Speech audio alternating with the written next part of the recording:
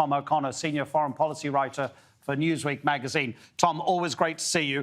Do you feel that there is some sort of optimism after the meeting between the Americans and the Russians? Anything that suggests that the way forward will be smoother?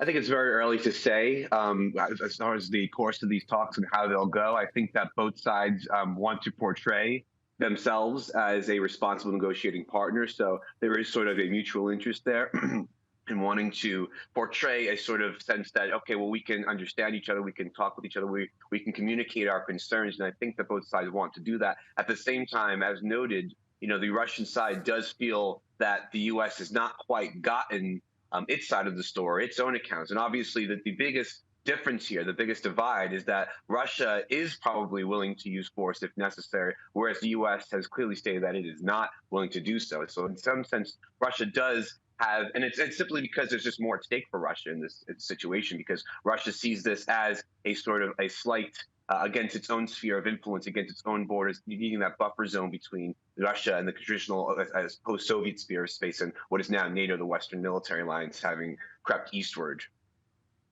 OK, so we've got two more meetings coming up this week. That one between NATO ambassadors and the Russians will come after Wendy Sherman, who is leading the American delegation, said that actually Washington is open to discussing ways that they can set reciprocal limits on size and scope of military exercises. Also, the possibility of deploying certain missile systems under the now defunct INF, the Intermediate Range Nuclear Treaty. Are those concessions from the Americans that might make a difference to that NATO meeting with Russia?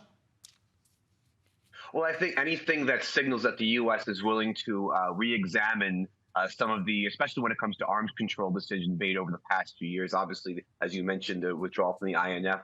It was the U.S. side that withdrew first. Of course, the U.S. says that Russia was in violation of it. But there needs to be some sort of re-examination of the current status quo. I think that's the message coming very clearly out of Moscow right now. And I don't see a way out of this that doesn't end in some sort of shift. And the shift could be, if these talks fail, some sort of actual conflict that, of course, Russia will say was started from the Ukrainian side, because that's their greatest concern, is that the foreign involvement in Ukraine, any movement of Ukraine toward NATO, or there could be some examinations of diplomatic solutions. And we've seen that Russia has put out two draft treaties, one with the U.S., one with NATO, regarding potential ways forward. Now, the U.S., some of these positions are admissible from the very beginning, but there has to be some sort of room here to negotiate and to maneuver politically if there is going to be a peaceful solution from this. So I certainly think that the INF and the missile systems, especially missile defense systems as well, could be something that's looked at, certainly.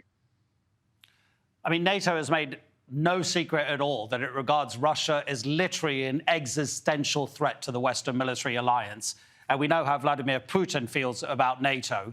I just want to get a sort of broader analysis from you. And I found this really interesting. I saw this little analysis that said the Emperor Napoleon, the French Emperor Napoleon, had a formula for fighting war. And when you translate it from French, it comes out into this: one engages and then one sees what happens. Do you think that applies to Vladimir Putin, that he's almost created this crisis to be able to exploit the situation?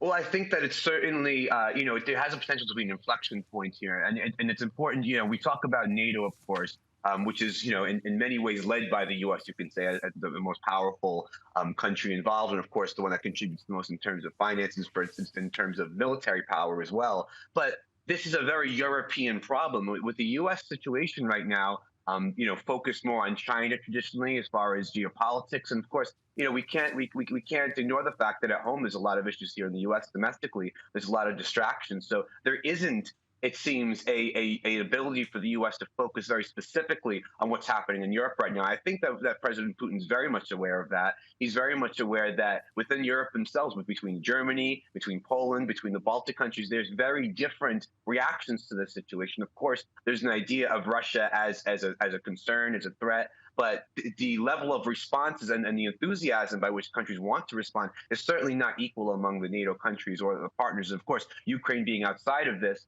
certainly the idea that Ukraine has not been admitted to NATO yet should say a lot about NATO's also willingness to really bring it into the fold so quickly. This sort of concern, of course, that it would become part of that mutual defense pact, and NATO would have to respond to any sort of Russian aggression there or any sort of Russian intervention whatsoever. So I think there is a sort of a lack of unity on the Western side of this, or the other side of this, and Russia is very much aware of that. And this is a test to see if that status quo can be altered with some favorability to Russia's interests.